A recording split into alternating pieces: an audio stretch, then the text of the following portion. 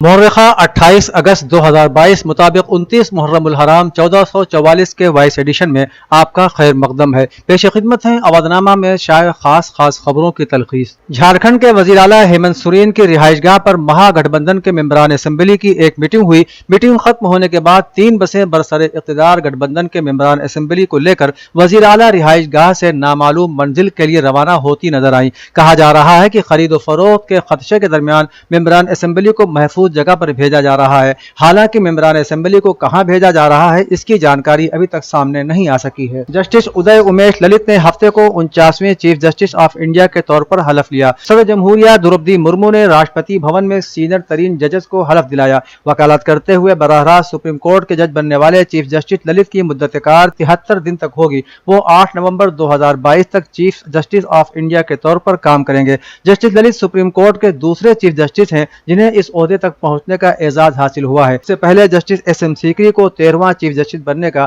اعزاز حاصل ہوا تھا۔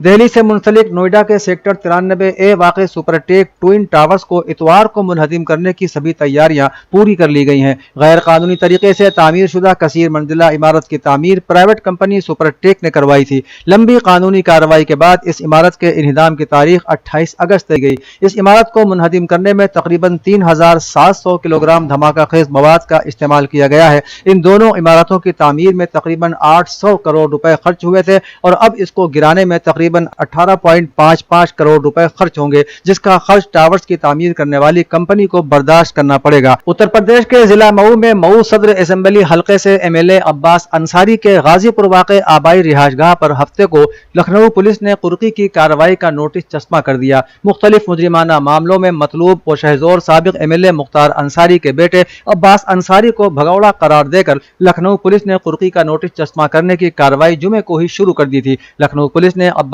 انصاری کے آبائی رہائش گاہ پر منادی بھی کرائی کہ اگر 26 ستمبر تک وہ عدالت میں حاضر نہیں ہوں گے تو ان کے خلاف قرقی کی کارروائی کی جائے گی۔ بلقیس بانو گینگ ریپ معاملے میں 11 ملزمین کی وقت سے پہلے رہائی کے خلاف 130 سے زیادہ سابق نوکرشاہوں نے آج CJI کو ایک کھلا خط لکھا اور ان سے اس بے حد غلط فیصلے کو سدھارنے کی گزارش کی۔ خط میں کہا گیا ہے کہ ہندوستان کی آزادی کی 75ویں سالگرہ پر کچھ دن پہلے گجرات میں جو ہوا اس سے ہمارے ملک کے زیادہ تر لوگوں کی طرح ہم بھی حیران ہیں۔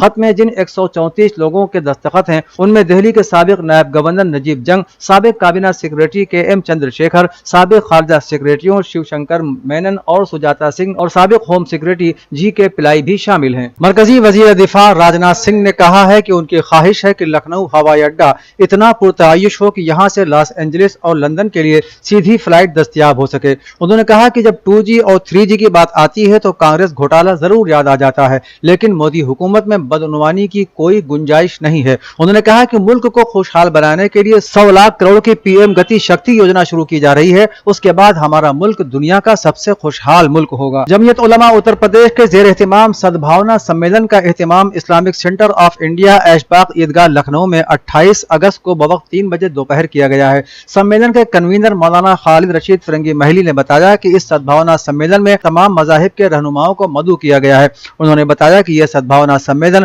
پورے ملک میں منعقد کیے جا رہے ہیں۔ انہوں نے یہ بھی کہا کہ ملک صحیح حقیقی معنوں میں اسی وقت تعمیر و ترقی کی منزلیں طے کر سکتا ہے کہ جب ہر طرف امن و سکون کا ماحول ہو۔ آل انڈیا محمدی مشن کے تحت بالاگنج کیمپل روڈ لکھنؤ میں حضرت مخدوم اشرف جہانگیر سمنانی کے 636ویں سالانہ عرس کے موقع پر فاتحہ خوانی و قرآن شریف کا انعقاد کیا گیا۔ اس موقع پر اپنے بیان میں حضرت ایوب اشرف نے کہا کہ آج بھارت میں نفرت کا بازار گرم کیا جا رہا ہے، یہ ملک کے لیے اچھا نہیں ہے۔ انہوں نے کہا کہ اب ملک میں توحید رسالت کا قانون بنانا بہت ضروری ہے۔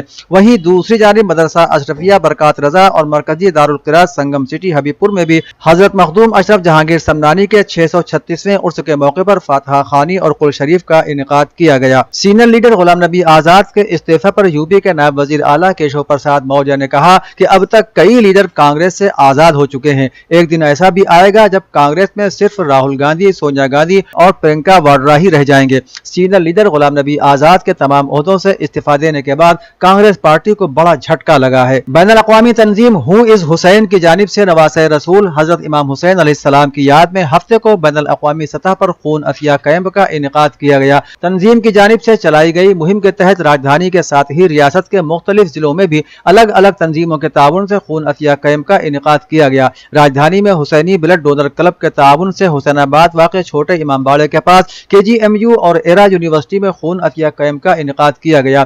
खून अतिया कैंप में कसीर तादाद में उलमा, खुतबा और शोरा के साथ ही आम शहरियों ने कुल 423 यूनिट खून अतिया किया। अंजुमन कमर बनी हाशिम की तरह ही शब बेदारी 29 मुहर्रमुल हराम से शुरू होकर 3 सफरुल मुज़फ्फर को इख्तिताम पजीर होगी। 29 मुहर्रम को 9 बजे शब एक मजलिस मुनक़िद होगी जिसको मौलाना रजा हैदर खिताब करेंगे। क़ब्ल मजलिस क़ारी नासिर हुसैन तिलावत के फ़राइज़ अंजाम देंगे। बादहू पहली शब को 6 अंजुमनें अपने नंबर पर तरही सलाम पेश करेंगी।